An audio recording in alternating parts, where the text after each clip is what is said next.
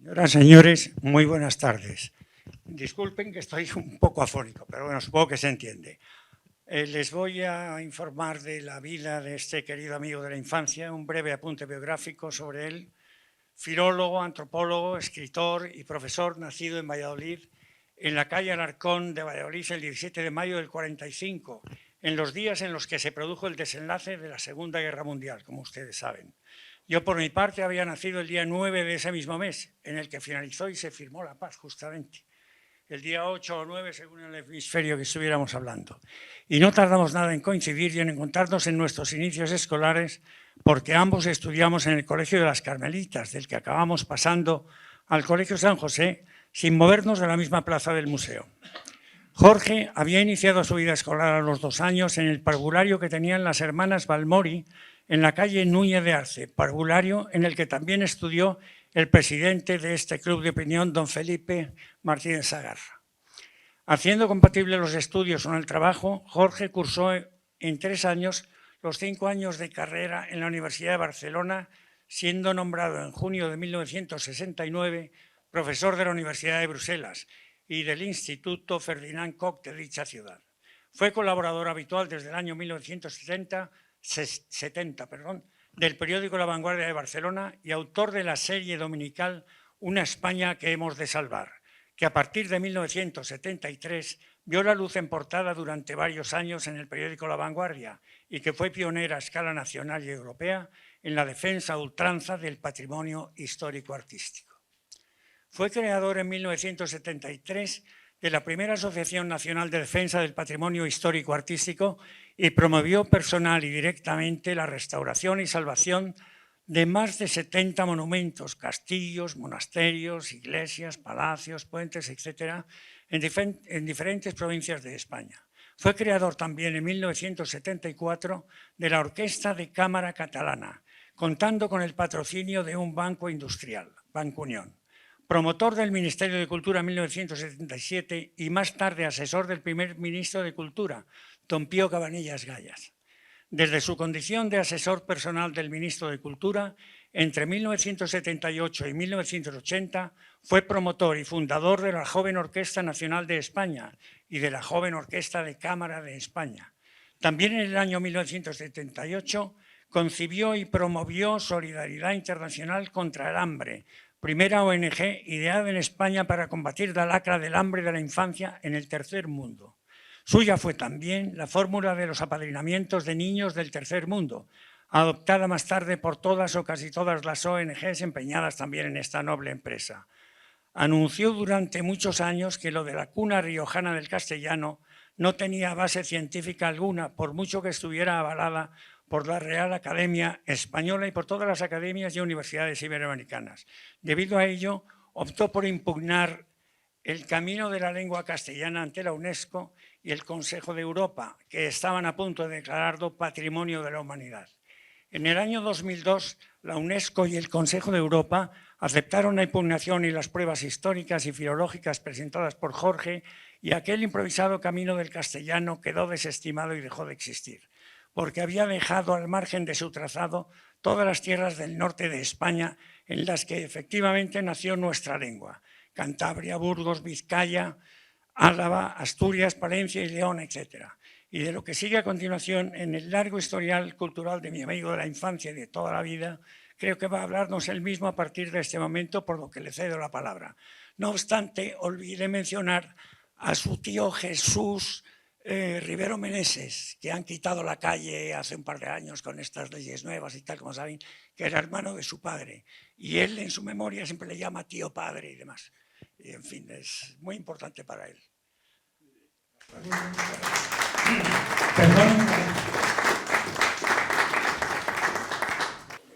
Hoy día la palabra histórico se utiliza para todo, para cualquier chorrada impresionante que ocurre en nuestro país o en otros países. Es un hecho histórico. La realidad es que generalmente ninguna de esas cosas tiene ningún valor histórico, pero esta conferencia es absolutamente histórica. Y sin ningún ánimo de fanfarronería, diré más todavía, es el acto cultural más importante y trascendental que se ha celebrado en Valladolid en toda su historia. ¿Por qué? Pues muy sencillo, porque no se tiene ni la más puñetera idea del origen de esta ciudad, ni del origen de Castilla, ni del origen de nada. Y yo, en esta charla, que va a tener que ser tremendamente resumida y sintetizada, voy a dar claves importantísimas para que se hagan una idea, cuantos están aquí, de la trascendencia infinita que ha tenido Valladolid en la historia, hasta el punto de que estoy diciendo ya hace unos días, escribiendo, que es la ciudad más importante y la primera capital de España, de Europa y del mundo. Y si digo esto no es porque sea un ignorante integral, evidentemente, porque algo habrá aprendido después de la cantidad de años que llevo trabajando y estudiando, ¿no? Sino porque poseo información, tengo conocimiento y lo puedo demostrar. Entonces, lo que voy a decir, como suelo hacer siempre, pues va a ser procurando aportar alguna demostración, aunque las demostraciones, lógicamente, las aporto en los libros, que en este caso ya habrán visto que para dar más realce a esta charla, he editado el libro con el contenido de esta conferencia. Evidentemente hay mucho más contenido aquí, como es lógico, y las pruebas están en el libro. O sea que queda este libro y, como el tema es infinito, y al final voy a alargar algo muy importante respecto a qué fue Valladolid, al final de la conferencia. O sea que el que se vaya antes se lo va a perder, ya lo aviso. Lo más gordo lo digo siempre al final. Entonces, el que quiera oír lo más importante, que se quede hasta el final. Porque voy a dar un dato sobre qué fue Valladolid, que no he querido poner en la portada de este libro, porque el señor Felipe Martínez Sagrada se habría desmayado. Entonces, he querido ser un poco suave y prudente, pero es tremendo, es tremendo. Entonces, mi idea es, y así se lo propongo al señor presidente del Club de Opinión Santiago Alba, mi idea es, ya soy mayorcito, como muchos de los que estamos aquí, y a nuestra edad, pues los cálculos de tiempo hay que hacerlos con mucha prudencia, ¿no? Pero bueno, tengo 77 años, gracias a los baños de mar me conservo bastante bien, y mi idea sería, mi propósito es el de cada año, los años que me queden de vida, editar un libro como este y desarrollar hasta las últimas consecuencias todo lo que he descubierto sobre Valladolid. Porque lo que sí les aseguro es que el día que yo me muera, se acabó. Pero no sobre Valladolid, sobre el origen de la humanidad, sobre todo lo que he investigado. Ni idea, nadie. Y digo eso y dirán, vaya chulo que es este tío. No, sencillamente todo lo que se sabe sobre el origen remoto de la humanidad lo he descubierto yo. Todo con mayúsculas. Nadie ha descubierto absolutamente nada. Y Atapuerca es una parida monumental, un fraude como una catedral, un bluff como una catedral, y etcétera, etcétera, etcétera, etcétera. Y lo que les voy a hablar y lo que les voy a contar hoy van a poder apreciar y constatar que son cosas muy serias, muy profundas y extraordinariamente importantes. Entonces, la primera parte va a ser, pues, un poco situarles en el contexto en el que nos vamos a mover, porque no puedo empezar a hablar en esta conferencia sobre el origen de Valladolid si no digo de dónde venía la gente que creó esto. Entonces, tengo que hacer un preámbulo necesario, una primera parte, para situar el contexto. Y una vez ya conozcan el contexto, ya después, en la segunda parte, ya entro a saco, en profundidad en el asunto, que es lo que realmente les va a entusiasmar más, claro, lo que les voy a contar sobre Valladolid. Entonces empezaré diciendo, hablando un poco de algo que siempre menciono, el complejo de inferioridad que nos han metido los franceses y los ingleses de los puntos suspensivos, por haberse pasado siglos poniéndonos a parir, ingleses y franceses, por envidia, porque poníamos en evidencia sus tremendos fallos y sus tremendas barbaridades que han hecho, etcétera, etcétera. Entonces, su escudo fue decir, los españoles son los peores del mundo, la gente más criminal y demás, todo lo peor, ¿no? Éramos nosotros. Y los españoles no lo hemos creído. En algún momento quería mencionarles, por poner un ejemplo, para que vean cómo funciona el mundo intelectual español. Hace 15 o 20 años, un profesor de una universidad de Florida, en Estados Unidos, un tal John F. Moffitt, se le ocurrió que la Dama de Elche era falsa, que era una falsificación, que se había hecho el año que se descubrió. Bueno, pues ese hombre escribió un libro y se dedicó a ir dando conferencias por todo el mundo, poniéndonos a parir a los españoles que habíamos falsificado la Dama de Elche. Nada menos, que es nuestra pieza, digamos, histórica, arqueológica más importante. O sea, que nos quitan la Dama de Elche y nos dejan tiritando. Bueno, pues, ¿qué hicieron todos los intelectuales españoles? Nadie, ni las instituciones, ni a nivel personal, nadie de todas las grandísimas personalidades y superpremiadas personalidades de la cultura española dijo ni una palabra para rebatir a ese cretino estadounidense que nos estaba poniendo a caldo. Yo escribí un libro que se tituló Confidencias de la Dama de Elche, novelado, pero argumentando con razones absolutamente científicas que la Dama de Elche no podía ser un invento que necesariamente tenía que ser antigua, porque las cosas que en ella aparecen no podían haberse inventado porque vienen de muy atrás. Entonces, escribí ese libro, que le llegó, por supuesto, al susodicho, al autor de ese infundio, y se acabó. Y se acabó, desapareció. Este individuo no volvió a decir nada, vio que había metido la pata profundamente. Bueno, pues ese es nuestro complejo de inferioridad. Cualquiera de que de fuera nos dice algo y nos venimos abajo, porque somos la gente más miserable del mundo. Y yo contra eso, desde niño, entonces sin razones y ahora con argumentos, pues siempre me he rebelado contra eso. No somos ninguna maravilla, pero tenemos muchas cosas que para sí quisieran los demás países. Y una historia superior a la de todos, sencillamente. Y ahí entro ya a saco. Bueno, un día 19 de abril del año 1984, yo, como ya he dicho en la presentación, soy vallisoletano de purísima cepa, pero por razones familiares tuvimos que irnos a vivir a Barcelona en mi juventud. Y yo me formé en Barcelona, por eso hice la carrera en Barcelona y demás. Pero siempre he estado vinculado y me he jactado de ser castellano viejo. Bueno, pues por aquellos años, 1980, volví a vivir a Valladolid durante unos años.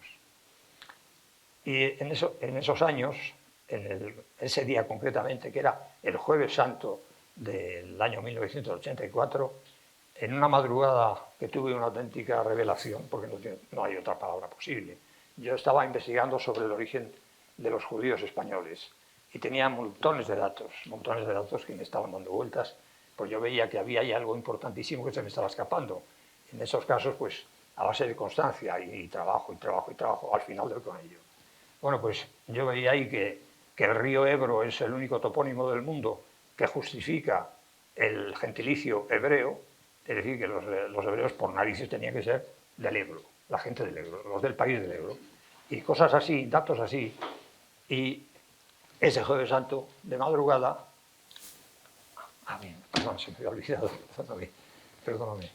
Pues ese día, de madrugada, vi clarísimo que la historia se nos había contado al revés, que todas las culturas, todos los imperios que se han sucedido, se han ido arrogando todo tipo de méritos y de glorias a base de robárselas a los demás. Y entonces que nos han ido quitando todo, absolutamente todo, para engrandecerse ellos, dejándonos a nosotros reducidos a lo que nos han dejado. Y lo que vi clarísimo, con claridad meridiana, fue que la Virgen de la Humanidad estaba en España. En ese momento no pude matizar más, pero supe clarísimamente que la humanidad se había creado en la península ibérica y que la civilización había ido de Occidente hacia Oriente y no, como siempre se nos ha dicho, de Oriente a Occidente. Y que el paraíso terrenal y todas esas historias, que evidentemente son cuentos, pues todo eso había sucedido aquí. Bueno, ese día, la hora lo descubrí sobre las 6 de la mañana, estaba en la cama y estaba dando vueltas. Pues me levanté de la cama, me puse inmediatamente a escribir a destajo para que no se me olvidara toda la cantidad de cosas que vi que me estaban viniendo a la cabeza, porque cambiaba la historia de la humanidad por completo. Y empecé a investigar este tema en el que he seguido y sigo y seguiré hasta la muerte. Y eso lo decidí ese mismo día. Digo, me dedicaré el resto de mi vida a desarrollar este asunto, porque es un asunto de importancia capital. Nunca nadie en la historia de la humanidad, y eso es una cosa que no se dice nunca, nadie jamás ha aducido, ha aportado una interpretación de cómo y cuándo nació la humanidad. Lo único que nos han contado es el cuento de Adán y Eva y después el cuento mucho más estúpido de Darwin y de los monos, que es una estupidez monumental y colosal que ya me he cargado. Ya me he cargado. Aunque todavía lo siguen repitiendo, pero ya me la he cargado. Y de esto algo más voy a decir luego. Bueno, pues... Un segundo. Soy, como verán, tremendamente apasionado. Y más con asuntos de esta envergadura. Decidí ese día, el 19 de abril de 1984, Jueves Santo, orientar toda mi vida a investigar esto en profundidad y a darle base científica. O sea, no, estas cosas no se pueden hacer como muchos han hecho. Ha habido un gallego que decía que el paraíso estaba en Galicia, un valenciano que estaba en Valencia. En fin, han surgido gente con esas ideas absolutamente gratuitas y sin ninguna base científica, que eso no sirve para nada. Yo quería, como es lógico, llegar al fondo de la cuestión. Y llevo, pues voy ya cerca de 39 años, que desde aquel día que estoy dedicado en cuerpo y alma a aprender, es decir, a intentar saber más y más y más y a documentarlo sólidamente. Y entonces, así he estado documentando sólidamente toda esa tesis durante esos 39 años. Hasta que el destino me salvó. Me salvó mi vida, salvó la tesis, salvó todo. Yo hace muchos años que soy vallisoletano, pero los veranos los pasábamos, mi familia, los pasábamos por tradición ya en el norte de España, y generalmente o en Santander o en el País Vasco, en Zumaya. Entonces, desde niño, desde los 2 años que fui a veranear al Cantábrico, yo he sido un enamorado del norte de España, del cual venimos todos, dicho sea entre paréntesis, todos, del norte de España. Ahí está el origen. Eso lo descubrí varios meses después de ese 19 de abril. Entonces siempre he tenido el sueño de llegar a vivir en el norte de España, por el mar, la cercanía al mar, y después porque una vez descubrí todo esto y supe que el origen está en el norte de España, pues lógicamente para poder profundizar en el asunto y llegar a encontrar pruebas sólidas de todo esto, me convenía estar cerca de allí. Y entonces no paré hasta conseguir vivir donde vivo ahora, en este caso en San Vicente de la Barquera, que fue la antigua capital de Asturias, aunque ahora pertenece a Cantabria, porque, bueno, no voy a entrar en el asunto, pero bueno, Cantabria es un invento que hicieron a base de robarle un trozo a Palencia, otro gran trozo a Burgos y otro trozo a Oviedo. Entonces fabricaron la provincia de Cantabria, que es una invención de hace 4 días. Bueno, total, vivo en San Vicente de la Barquera y tengo la costumbre de bañarme todos los días con una señora que está también presente en esta sala y me acompaña en esos baños de todo el año, invernales y otoñales, primaverales y veraniegos. Entonces, yo en esos baños siempre he estado muy alerta a ver si aparece alguna cosa. Claro, el mar, las mareas, los temporales, mueven la arena, desentierran cosas, y si realmente mis tesis no eran erróneas, cabía la posibilidad de que pudiera aparecer alguna cosa alguna vez. Alguna cosa me estoy refiriendo, pues a algún hueso trascendental, alguna pieza esculpida, en fin, algo.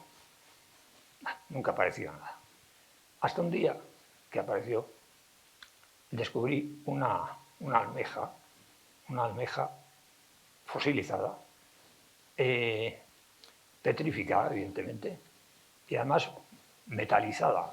Se ve que había fosilizado en un sitio donde había metal, y entonces la almeja parece de metal, pero estaba conservada intacta, perfecta, preciosa además. La encontré eso y por entonces, por esos meses, Se acababa de producir un tsunami, del cual nunca se habló, nunca se dijo. Tengo una batalla también con el tiempo de televisión española, con toda la manipulación tan bestial que hacen sobre el tiempo. Bueno, pues a lo que iba. Se había producido lo que llamaron una ciclogénesis explosiva en la madrugada del 2 de febrero del año 2014. Ha hecho 8 años ya. Esa noche se produjo un fenómeno, esto nadie lo ha dicho, un fenómeno que no se había producido jamás en todo el norte de España. Y es que fue un temporal que afectó, insólito, afectó a toda la costa atlántica europea. O sea, afectó a las Islas Británicas, afectó a Holanda, a todo el litoral francés, a todo el norte de España, incluso a Portugal. Pero un temporal de una violencia terrorífica, que para que se hagan una idea, en el caso concreto de la playa en donde me baño y demás, pues se llegó hasta 3 metros la arena de la playa se va acumulando con los años, claro, con los años y con los siglos y con los milenios.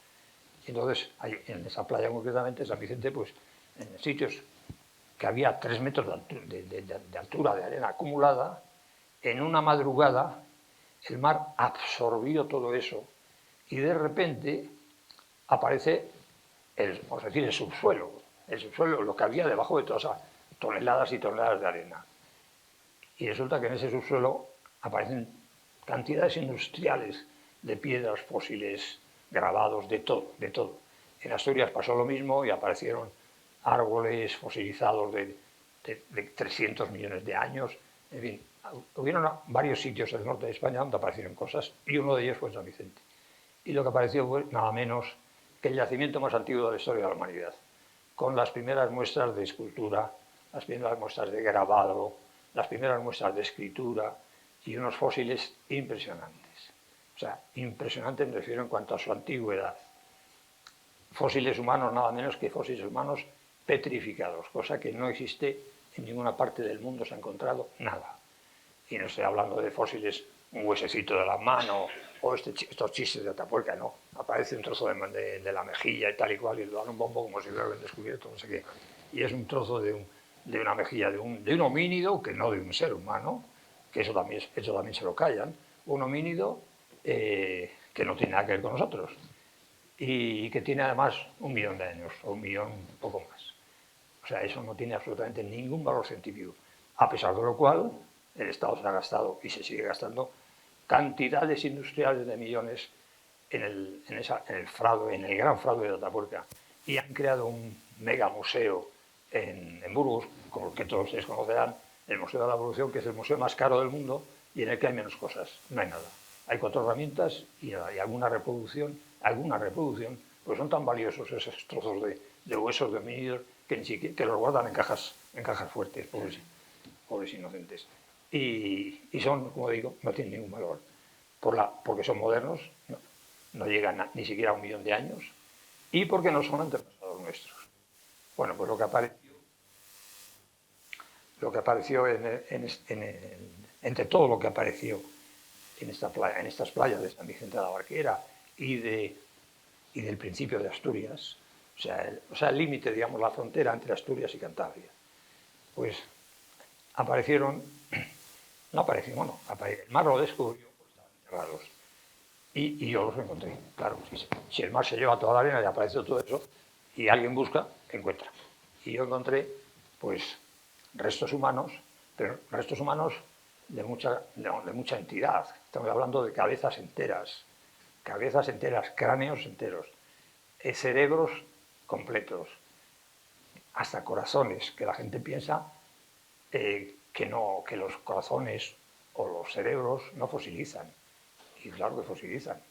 Y claro, bueno, allí en el norte fosilizaba todo. En aquellos tiempos, estamos hablando de 250, 300 millones de años, había un clima tropical en el norte de España. Es decir, que hacía calor, las aguas estaban calientes, entonces con un determinado grado de salinidad, índice de salinidad en las aguas y de temperatura en aguas superficiales, todo lo que caía al fondo del mar y se veía cubierto por la arena, fosilizaba. Y entonces las cabezas están íntegras, completas.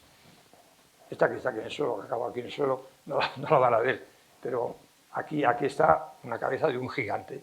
Pero la tengo que enseñar, pues si no la van a ver. Y es fundamental.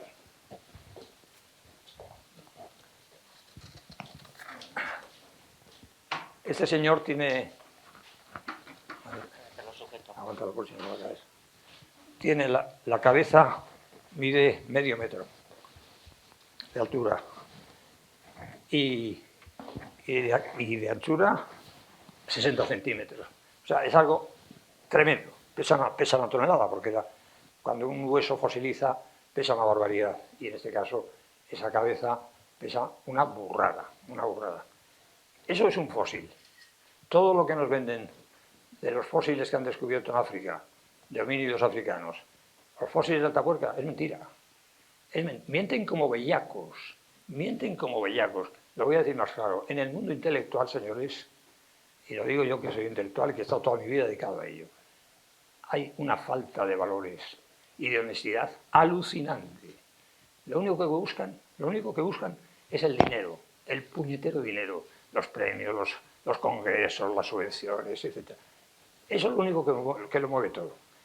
Y en el caso concreto de Atapuerca, que insisto que es un fraude como una catedral, pues eso les ha valido un premio Príncipe de Asturias y ser todos millonarios, porque se han forrado, claro, con todos los libros que venden y demás, y con todo lo que les paga el Estado, pues se han forrado. Bueno, pues ese señor que ahora les voy a presentar, he querido que vean la foto, porque ahora viene un vídeo que se acaba de difundir en este mes de septiembre a través de YouTube, en América, no aquí en España, por supuesto. Pues alguien que no conozco, pero que es de México o de Estados Unidos, una productora, conoció la existencia de este cráneo, de esta cabeza petrificada descubierta por mí, y editó un vídeo muy breve, de 1 minuto, muy conciso, muy sobrio, en el cual pues explica eso, que existe esta cabeza y las consecuencias que implica el que exista esta cabeza. Entonces, como no lo he organizado bien, ha sido culpa mía, proyectar ese vídeo, que es muy breve, y lo único que se ve pues es la cabeza del gigante, y a mí un momento, a mí ya me ven, o sea que no falta verlo. Pero el sonido sí que lo tenemos. En 2014, en la Comunidad Autónoma de Cantabria, en España, se encontraron los restos fósiles de humanos que fueron datados en unos 200 millones de años. Entre los hallazgos se encontró un cráneo con una altura de 52 centímetros, anchura de 42 y una circunferencia de 148 centímetros, es decir, un Homo sapiens gigante que vivió en el Triásico y Jurásico de la era Mesozoica. La morfología que presenta el cráneo indican que son 100% Homo sapiens, el antepasado directo del hombre, y muy diferente de los primates, simios y homínidos, lo que invalida la ridícula teoría de la evolución formulada por Darwin. El antropólogo y filólogo profesor universitario Jorge María Rivero Meneses fue el encargado de datar estos restos fósiles en 200 millones de años, y añadió algo más. Este antropólogo recordó que en el año 1900 el Instituto de Antropología Smithsonian compró y destruyó varios centenares de esqueletos de hombres gigantes, y pertenecían a la misma familia de los restos que estudia él. Así, salvaron la teoría de Darwin, y de paso, evitaron el hundimiento de las cátedras de esa gente que vive tan bien a costa de ellas. Bueno, pues eso. Bueno, pues este vídeo de 1 minuto sobre un tema que que es muy minoritario, porque esos temas antropológicos no le interesan absolutamente a nadie. A nuestra juventud les tiene absolutamente sin cuidado, excepto algunas raras excepciones, como unos señores de la antiquísima raza caló, que hoy nos visitan, están presentes aquí y han venido de Madrid para asistir a esta conferencia. Bueno, pues salvo excepciones, rarísimas excepciones, la gente joven le importa 3 pimientos la antropología, la historia, todo, menos el fútbol, el baile y estas chorradas. Bueno, pues ese vídeo sobre un tema científico, ya lo han dicho, el contenido es absolutamente científico, porque ese hombre ha sido visto en un mes por 1.100.000 personas. 1.100.000 personas. Si un vídeo de Atapuerca lo ven 1.000 personas, ¡buah!, se darían con un canto en los dientes de Atapuerca. Este vídeo sobre ese señor, le llamo señor porque evidentemente lo era, lo han visto en un mes 1.100.000 personas y sigue expuesto, o sea que llegará donde llegue. Lo que quiere decir que, como ya habrán deducido, aunque no lo he mencionado, pero es obvio, yo estoy boicoteado por todas partes. Por todas partes, me boicotean los Atapuerca, me boicotean todos los políticos también, porque les estoy poniendo a caldo constantemente. Me boicotean por todas partes, pero no me consiguen enmudecer ni acabar conmigo. Y la prueba está en que un vídeo sobre un tema, un descubrimiento mío tan trascendental, pues ha sido visto, sobre todo en América, donde hay un nivel cultural infinitamente superior al de España y el de Europa, entre paréntesis. Entonces, lo sé como lo sé, porque la mayor parte de mis lectores sobre estos temas tan especiales están en América, Estados Unidos, en México, en todos los países de Sudamérica. Bueno, pues quiere decirse que los que siguen utilizando los métodos inquisitoriales, por ejemplo, aquí no hay, seguro que no hay ningún periodista y seguro que ningún periódico dice nada. ¿Por qué no? Coño, porque los Delibes me tienen, soy el coco de los Delibes, perdona la mención. Soy el coco de la familia Delibes. Además, publiqué un artículo diciendo claramente que yo hice todo lo que estuvo en mi mano para que no se le diera el premio Nobel de literatura porque no se lo merecía. Y sus hijos Esta conferencia se tenía que haber celebrado hace muchos años. Estaba previsto organizarla en el Círculo de Recreo, en el casino. Y en el último momento, los hermanos Delibes, la mafia de los Delibes, y el señor Joaquín Díaz, que también me tiene mucho cariño, hicieron todo lo indecible para que se suspendiera y no se celebrara. Y no se celebró. Y este señor, el presidente del Círculo del Club de Opinión, Santiago Alba, ha tenido el valor, la honestidad y la altura intelectual de decir: el tema es importante y vamos a celebrar la conferencia. Pero, por los demás, boicoteado completamente. Y lo que he descubierto sobre el Valladolid, si no hubiera sido por esto, no se entera nadie. No se entera nadie porque, sencillamente, te cierran todas las puertas, te cierran las páginas de los periódicos, no te dejan celebrar una conferencia, etcétera, etcétera, y no se entera nadie. ¿Por qué? Porque llevan montones de años intentando averiguar de dónde narices ha salido el nombre de Pucela y de Valladolid y todas esas cosas, y no dejan de repetir disparates sobre ese tema y no dan con ello. Entonces, como saben que yo lo he descubierto, han intentado evitar por todos los medios que yo pueda decir lo que he descubierto. Y en este caso les ha salido el tiro por la culata. Bueno, pues el cráneo toda esta lucha viene porque si nosotros viniésemos de los monos, esto no podría existir, porque la tesis de los monos ya sabe cuál es, que los monos han ido haciéndose más inteligentes, con cabezas más grandes, poco a poco, y al final hemos salido nosotros como sapiens y todo esto. Pero si hace 250, 300 millones de años existían ya señores como nosotros, con la cara exactamente igual, o sea, no con caras de monos, no, caras como nosotros, como la que tiene este señor. Y lo único que un tamaño infinitamente superior quiere decirse que es al revés. O sea, que Darwin metió la pata, pero vamos, hasta el pescozón, que éramos seres gigantescos, que éramos anfibios y vivíamos en el mar, por eso alcanzaban estas dimensiones, porque tenían que habérselas con las orcas, con los tiburones, con toda suerte de bichos bastante poderosos marinos, y con los cuales además luchaban con la cabeza, como luchan todos los animales, prácticamente todos, con los cráneos, ¿no? Entonces, para poder sobrevivir había que tener cráneos como estos, que tienen un grosor alucinante. O sea, el nuestro es un grosor ínfimo, minúsculo, el cráneo humano actual. Los cráneos de estos tienen más de un palmo de anchura, más de un palmo. Digo estos porque no tengo solamente uno, tengo varios cráneos. Entonces, ¿qué pasa? Pues que esto hunde la tesis de Darwin. Demuestra que todo eso es un cuento y que nos han estado tomando el pelo desde hace más de un siglo, que todo lo de los monos es un disparate. Pero claro, como Darwin era inglés, pues todo el mundo, amén ante su majestad británica. Pues no, señores, eso es un cuento, es una metedura de pata, y Darwin era un diletante, un aficionado y nada más, y metió la pata. Entonces, como hace años ya que están apareciendo cráneos de gigante en Estados Unidos muchísimos, pues intentaron por todos los medios eliminarlos. Y consiguieron el Instituto Smithsonian, que mencionan en el vídeo, es el instituto de antropología y de arqueología más importante del mundo.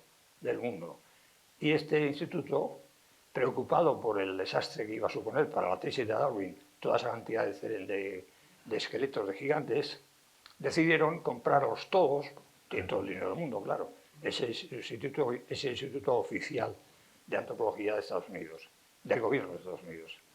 Compraron todos los esqueletos y los trituraron.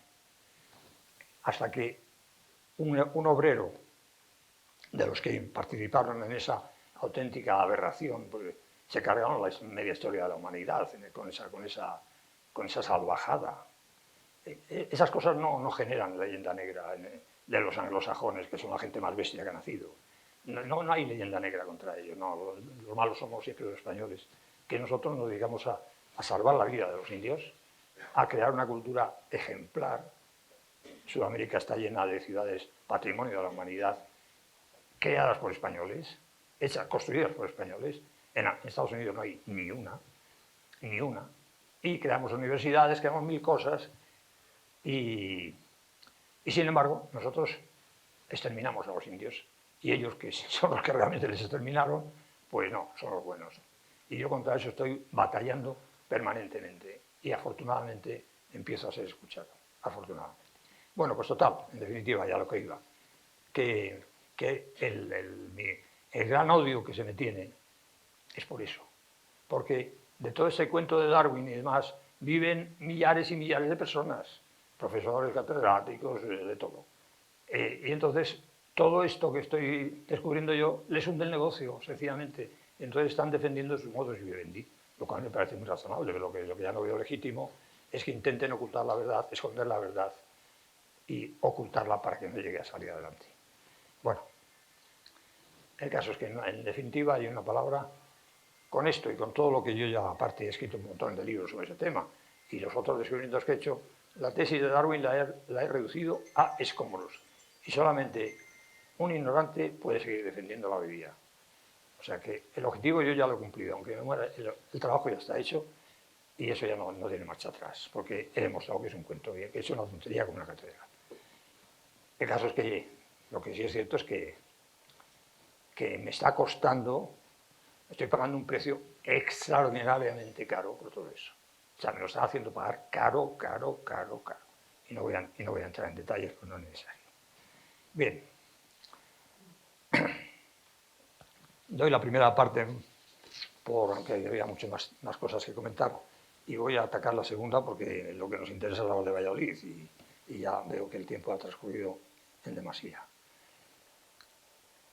La historia de tal cual se estudia ahora y se enseña hasta ahora es pintoresca, porque no sabemos nada del pasado de la humanidad. El pasado se supone previsiblemente que sea enormemente extenso. Entonces, sabemos un poco de los últimos siglos o milenios, un poquito de Egipto, un poquito de Grecia, de Babilonia, 4 cosas, pero que no pasan más allá de 3.000, 4.000 o al máximo 5.000 años. Y entonces se reconstruye todo lo que fue la historia de la humanidad por esos poquísimos años. Entonces, claro, todas las conclusiones a las que se ha llegado son disparatadas, porque sin saber nada de dónde vienen las cosas, no se puede juzgar y se puede delimitar, determinar cómo ha sido la historia. Entonces, mi sistema es radicalmente opuesto, lógicamente, claro. Es conocer, por eso he empezado esta charla, como he empezado, irme hacia atrás y explicar cómo ha surgido todo. Y la clave que no quieren reconocer, aunque ya saben que he hecho Diana, es que el origen de la humanidad está en el norte de España. Ahora ahí hay pruebas, porque no solamente ya es que lo diga yo, mis tesis. No, es que tengo los descubrimientos, y no les he dicho, pero bueno, lo menciono también, que estoy creando un museo de prehistoria, que ya en este momento es el que posee más fósiles, más restos de obras de arte y demás del planeta. El más antiguo y el que tiene más cantidad de restos. Y eso, afortunadamente, a nadie se lo voy a vender y nadie lo va a destruir. Ni voy a permitir que nadie lo destruya. Entonces, ya está probado, demostrado científicamente, gracias a ese tsunami al que me he referido, que el origen está en el norte de España. Entonces, como he dicho, yo quería vivir allí para poder profundizar más en el asunto. Y lo he hecho. Entonces, conozco perfectamente cómo nació la civilización en el norte. Hubo una isla, que esa isla desapareció, que era una parte de los picos de Europa, pero que estaba en el mar, a pocos kilómetros de los picos de Europa. En esa isla fue donde realmente nació la humanidad. Esa isla se fue a pique, que es la famosa, de ahí viene toda la leyenda de la Atlántida y todo lo demás, pero la isla sigue existiendo, aunque está sumergida.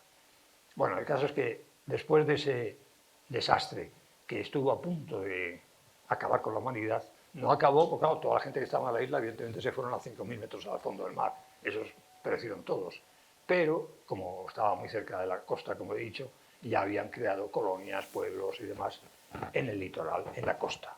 Y entonces ahí esa gente y la gente que vivía de las montañas se salvaron y la humanidad pues, pudo volver a renacer. Entonces, nuestros antepasados, que eran inteligentísimos, esos cabezones significan algo, es decir, los cerebros que tenían, que tengo cerebros totalmente sueltos, vamos a decir, aislados, ¿no? Son enormes, de un tamaño tremendo. Bueno, pues esos cerebros pertenecen a gente que eran extraordinariamente inteligentes, un nivel intelectual muy superior al nuestro, pero muy superior, infinitamente superior.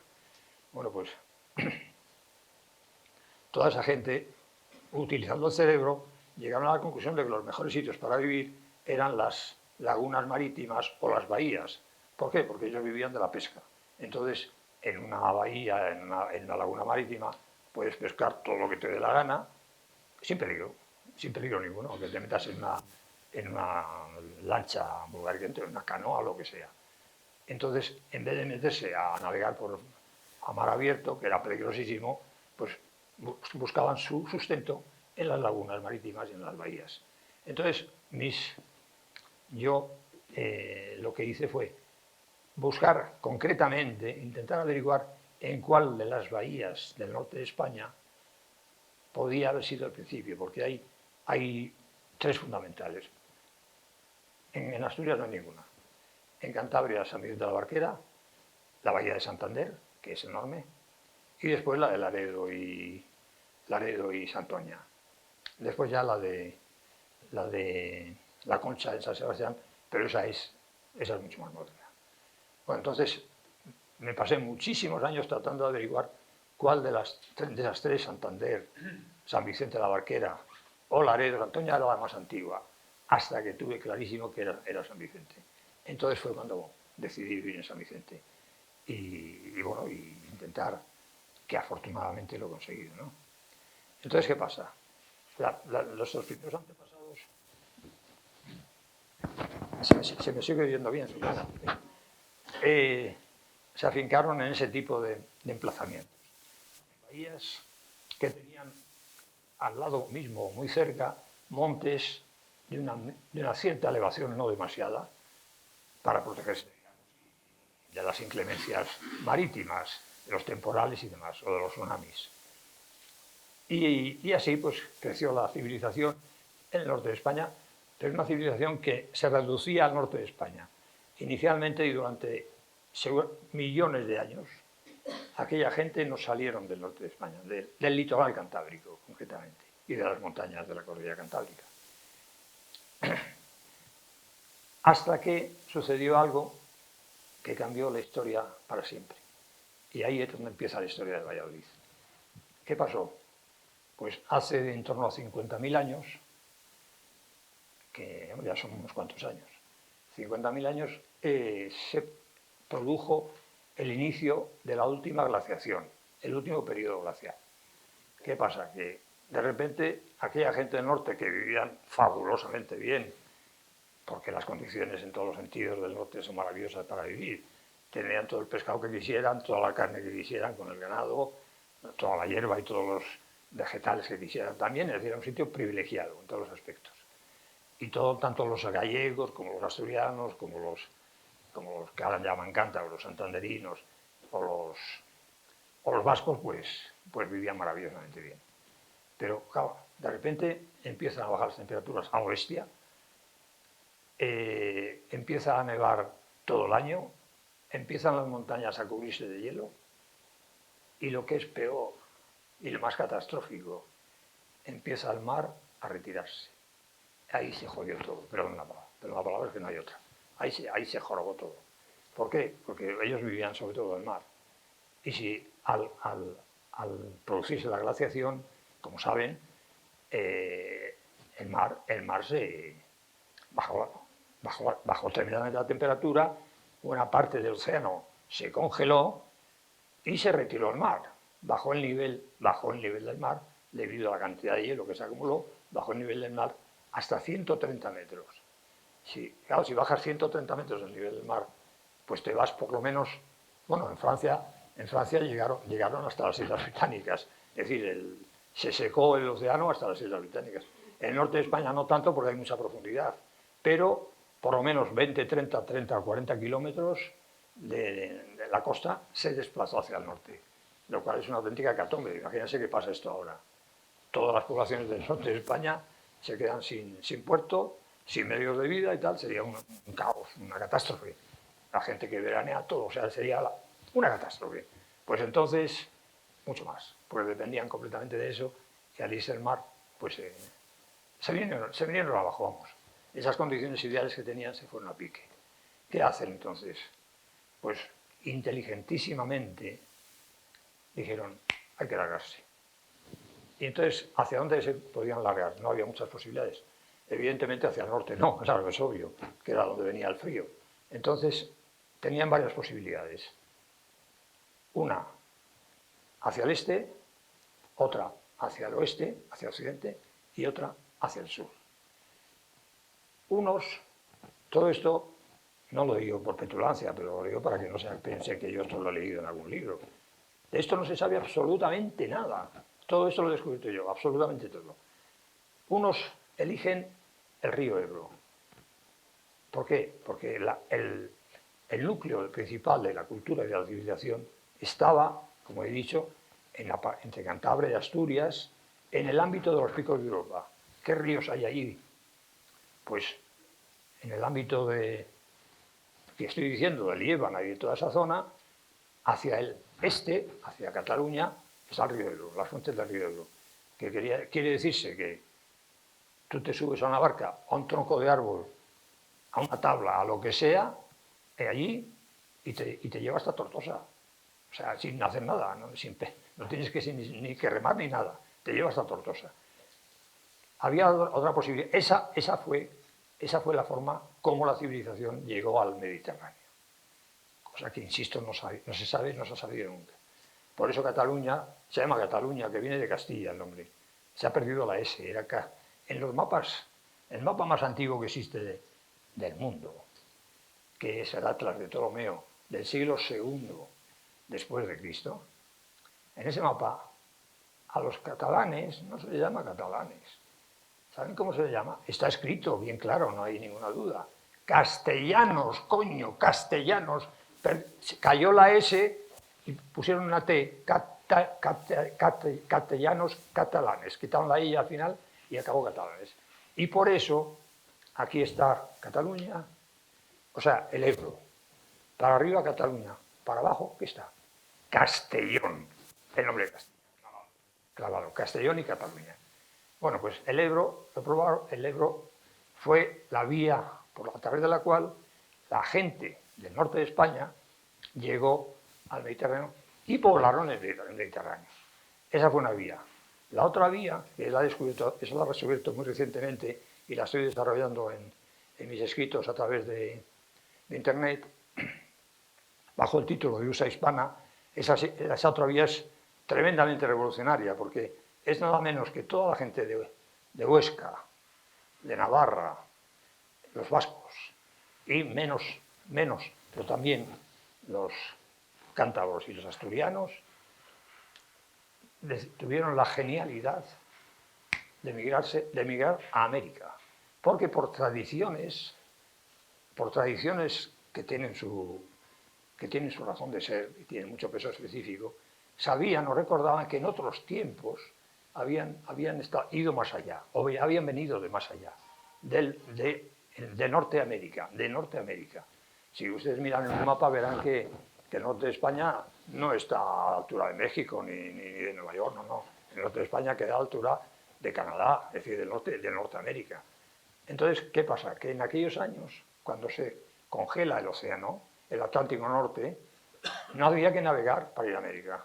Simplemente con un trineo llegabas perfectamente.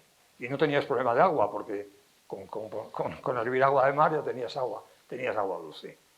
Entonces, no sé, evidentemente nunca se podrá saber qué cantidad de gente, pero por la obra que hicieron y por cómo poblaron América, en el tiempo que lo poblaron, un número importantísimo de gente del norte de España emigró a América, a Norteamérica. Y estoy estudiando y demostrando sistemáticamente, estado por estado, río por río de Estados Unidos, cómo esos ríos tienen nombres vascos o calós, que era la lengua que se hablaba en el norte de España originariamente, la lengua caló, es la lengua primitiva. Bueno, pues la toponimia de Estados Unidos son nombres vascos: Mississippi, Missouri, Wisconsin, Chicago, etcétera, etcétera, etcétera. Son nombres, todos esos son nombres nuestros, puestos por lo... Es decir, Colón fue en 1492, bueno, pues hace 50.000 años, 45.000 años, lo que sea. Eso es imposible saberlo, claro, exactamente, pero más o menos por esas fechas, un contingente enorme de gente del norte de España emigró a América y pobló Norteamérica. Y después, a partir de Estados Unidos, fueron poblando ya el resto del continente. Y después, esa fue la segunda vía hacia Occidente, pero quedaba una tercera vía. Y ahí aparece Valladolid. ¿Por qué? Esto es un razonamiento de puro sentido común, de purísimo sentido común. Es aplastante y nadie podrá jamás rebatirlo.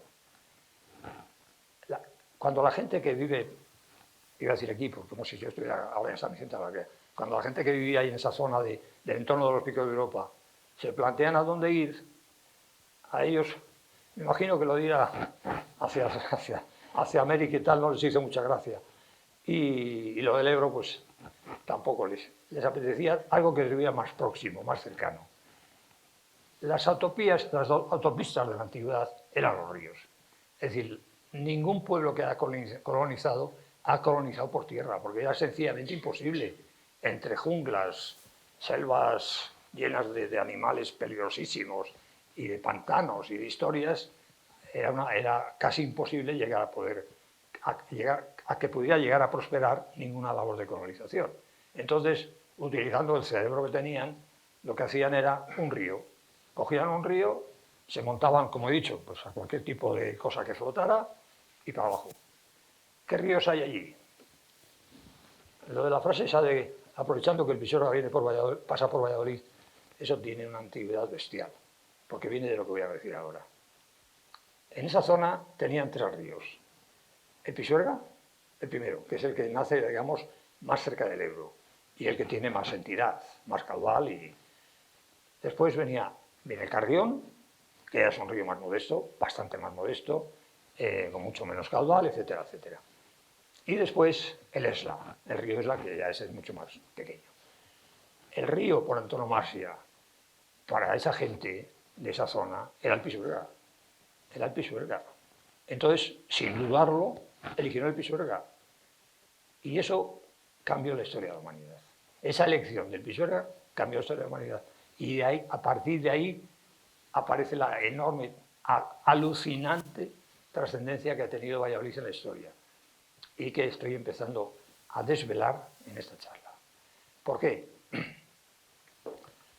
Se meten en el cauce del Pisuerga.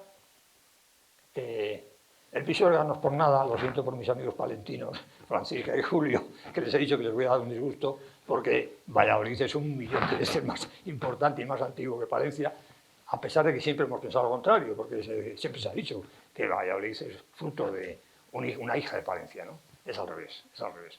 Pero bueno, mucho peor va a ser para los burgaleses, a los cuales quiero mucho, por cierto, y que se consideran la cabeza de Castilla y la cabeza histórica de Castilla y todas las cosas.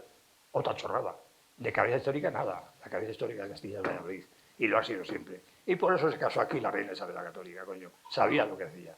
Y por eso los austrias trajeron la capital a Valladolid, no por un capricho de uno, porque sabían que era lo más antiguo de todo.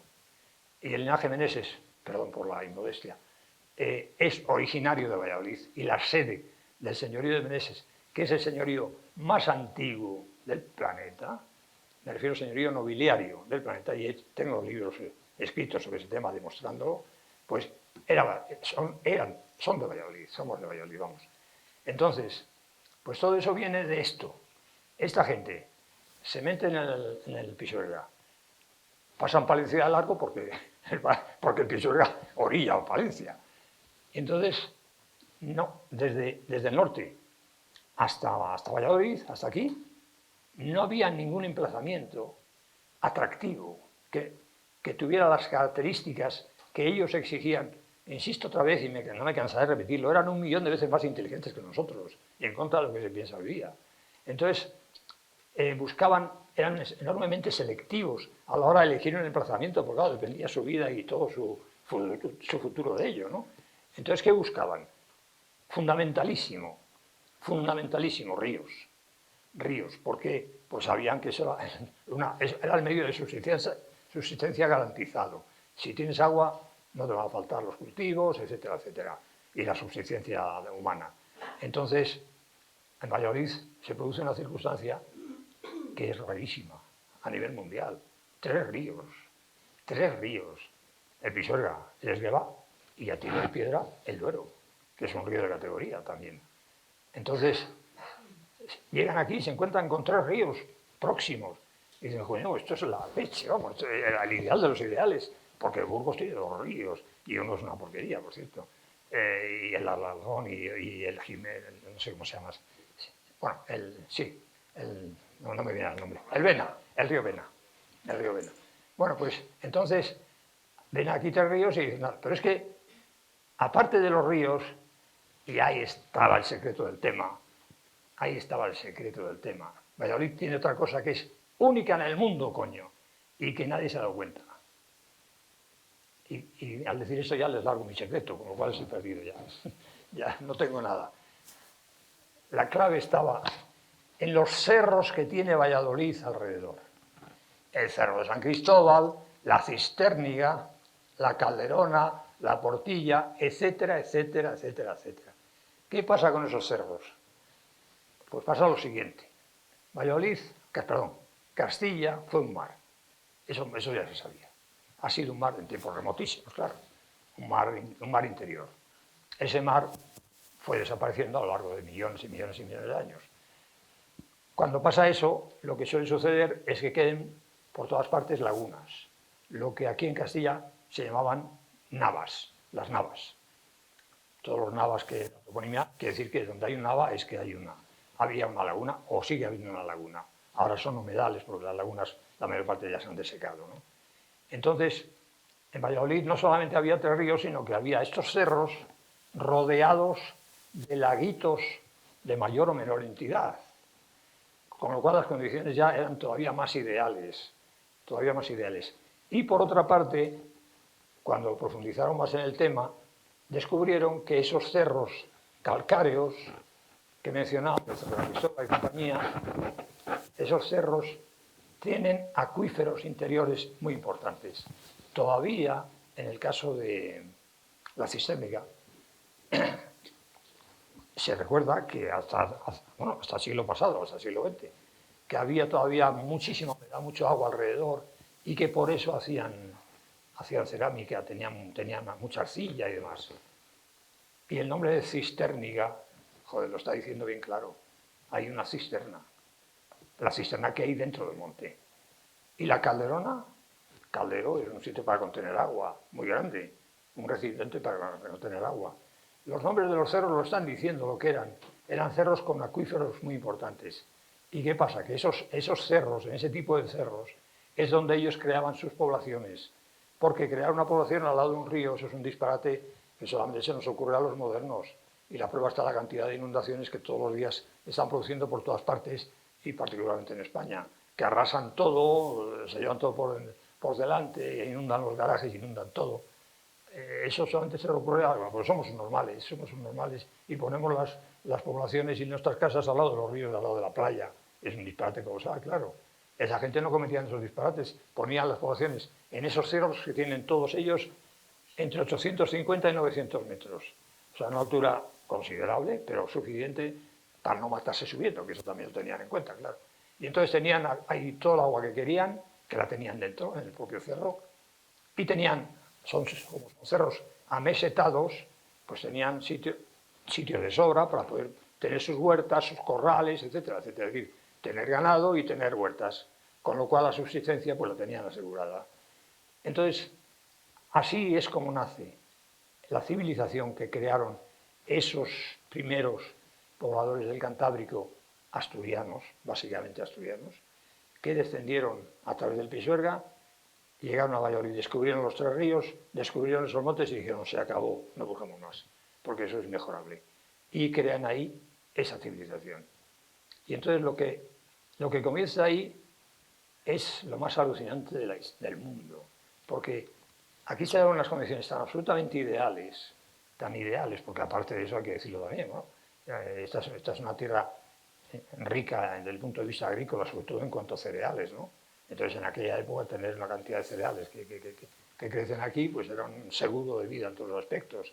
Y, por otra parte, de riqueza. Y si no, ahí tenemos el caso de Ucrania, lo que estamos echando de menos sus cereales ahora.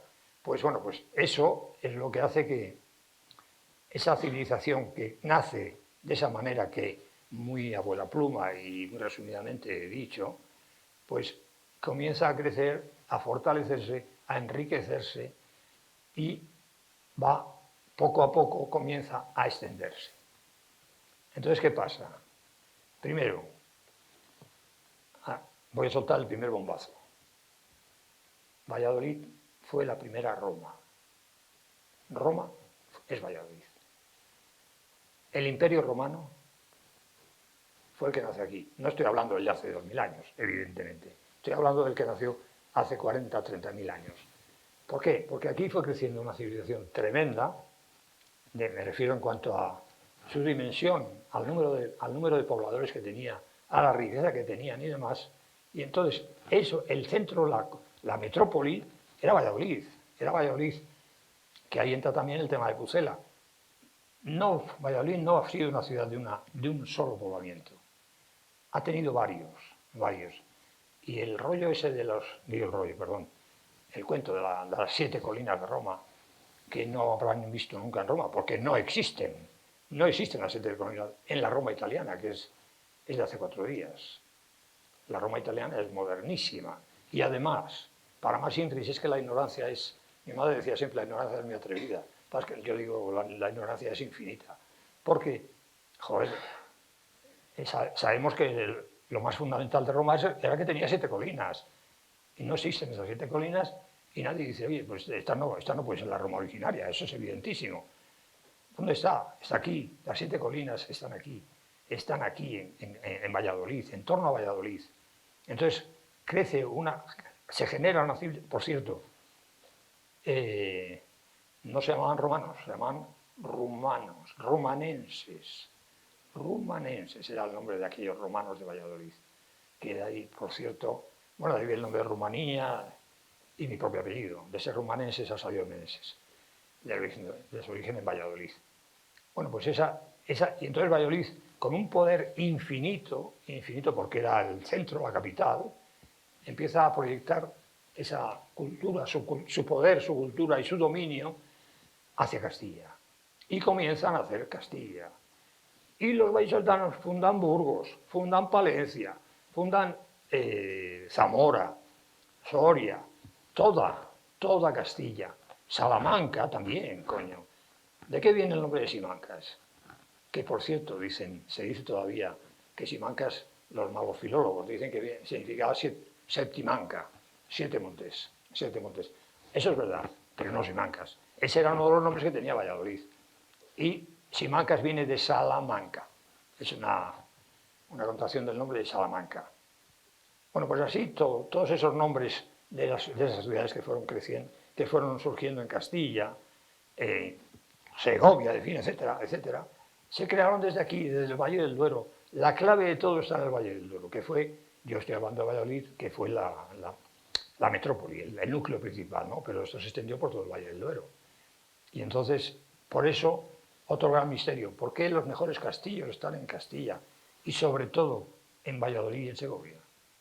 Los mejores, los más impresionantes, Berlanga de Duero, Peñaranda de Duero, Peñafiel, los más impresionantes a nivel mundial. Cuando quieren poner un ejemplo de un castillo alucinante, tiene que ser un castillo de por aquí, porque los otros no tienen ni comparación con los castillos nuestros. ¿Por qué eso?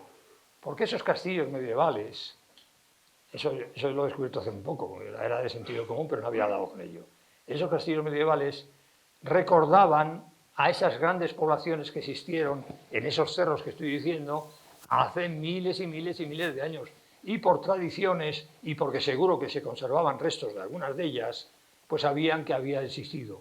Y entonces, en la Edad Media, empiezan que fue un renacimiento en el sentido de volver al pasado y a las glorias del pasado, pues los señores castellanos pues rivalizaron por crear ese tipo de castillos monumentales extraordinarios que, insisto, emulaban a las antiguas acrópolis que existían en esos cerros, que debían ser algo impresionante. Por desgracia no ha quedado ni rastro de todo eso, no ha quedado nada, o sea que, pero bueno, los nombres han quedado. Que yo todo esto, la mayor parte de las cosas, las reconstruyo a través del lenguaje, claro, que es lo único que ha quedado.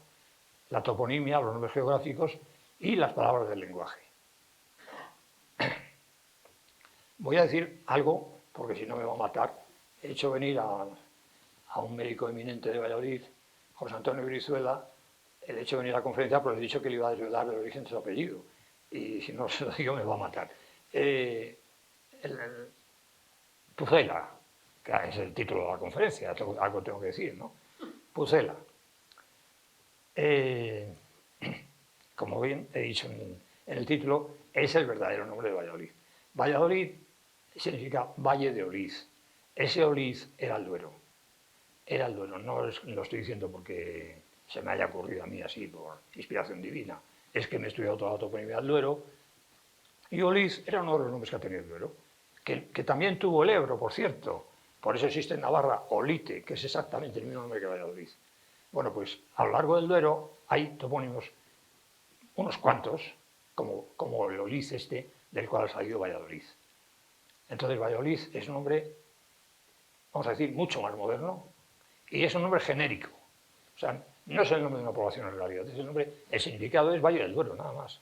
Entonces que lo aplicaron aquí y ahí se quedó. Pero el nombre más antiguo, a mi juicio, era Pucela. Pucela. Los delibes dicen que viene de, me refiero a los hermanos delibes, dicen que viene de, porque Valladolid importaba mucho cemento de una población italiana cuyo nombre se parece algo a Pucela. Entonces, que como importábamos mucho cemento de ahí, pusieron a Valladolid Pucela. La explicación es tan absurda, tan disparatada, que casi no merece ni comentario, ¿no? Porque, joder, poner a una población importante o muy importante, pero en este caso importantísima, un nombre por una cosa tan estúpida, no se le ocurre a nadie. Otros dicen, que es la versión más extendida de los sabios de aquí, que fueron una partida de vallisoletanos a luchar por la causa de Juana de Arco, a la cual los franceses llamaban en francés Pucelle, la doncella, Pucelle.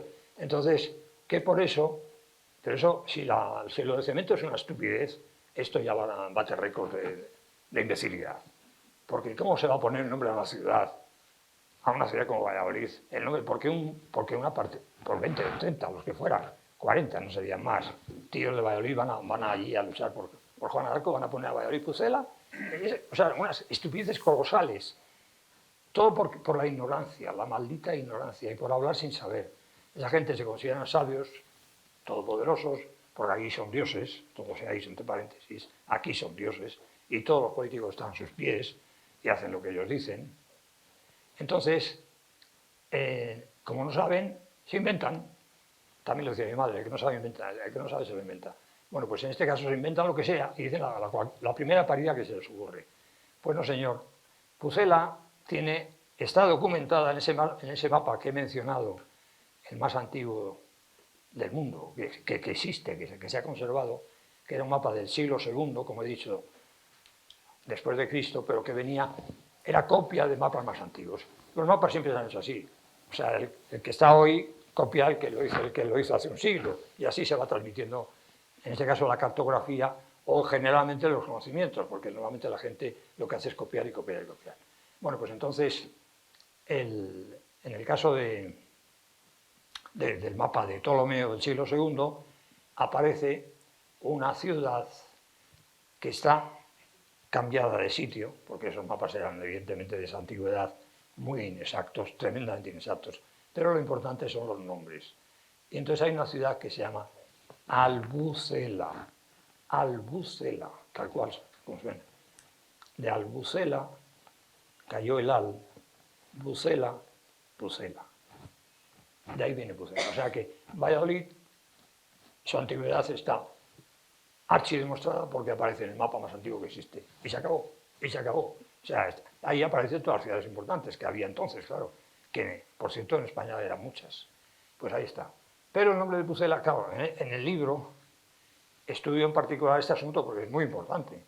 El nombre de Pucela, ¿no? De dónde viene Albucela, etcétera, etcétera. Y la sorpresa, y lo que le va a hacer feliz, felicísimo al señor Brizuela, es que Bucela viene de Brizuela. Brizuela, que ese señor que hay ahí, el doctor Brizuela. Brizuela es el nombre, uno de los nombres más antiguos de Valladolid. Y como los castellanos, que por eso lo puse aquí, bueno, no, por eso hay muchas cosas más, la gente de aquí fueron los que poblaron concretamente las Islas Británicas y Bélgica, por eso la capital de Bélgica, en la cual, ciudad, país en el cual yo he sido profesor de la universidad, en mi juventud, en unos años muy felices, por cierto, pues por eso la capital de Bélgica se llama Bruselas, que es Bruxelles en francés, exactamente el mismo nombre que Brizuela, exactamente.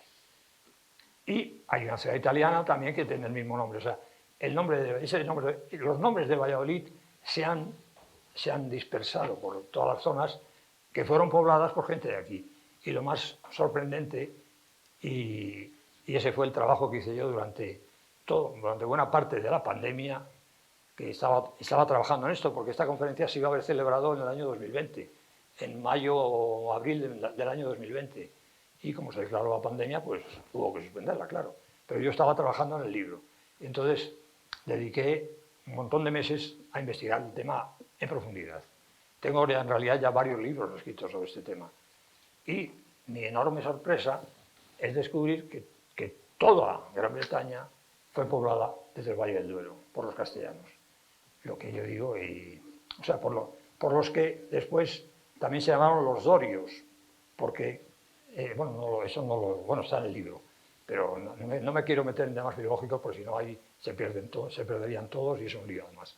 Pero bueno, Duero viene de Dorio. Duero viene de Dorio. Y ese Dorio viene de Torio, o Torío, como el acento puede poner donde quieran. Por eso hay un río León que se llama Torío. Y ese Torío, que nace en Asturias, en el límite con Asturias, era Astorio. Entonces de ahí, de ese Asturias, es decir, el nombre de Asturias, lo de siempre. La gente pone los nombres de su tierra cuando coloniza y cuando puebla. Y en este caso, pues, esos Astorios después se convirtieron en los Torios y en los Dorios, que son los que poblaron Grecia. Son los que poblaron Grecia y Esparta. O sea, aquí se creó, yo lo he bautizado y lo voy a oficializar en este momento, porque lo he dicho, se lo he comentado al señor que está grabando el día de su cumpleaños esta conferencia, que aquí estamos, bueno, un número respetable de personas, pero estos vídeos de todas mis conferencias van a internet y los ven miles de personas.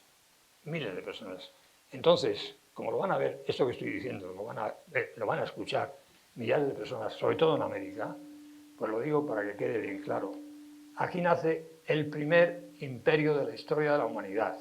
Imperio en el sentido propio. Por algo los reyes castellanos y tal ya se llamaban emperadores al principio. ¿Por qué? Pues porque surgió un imperio.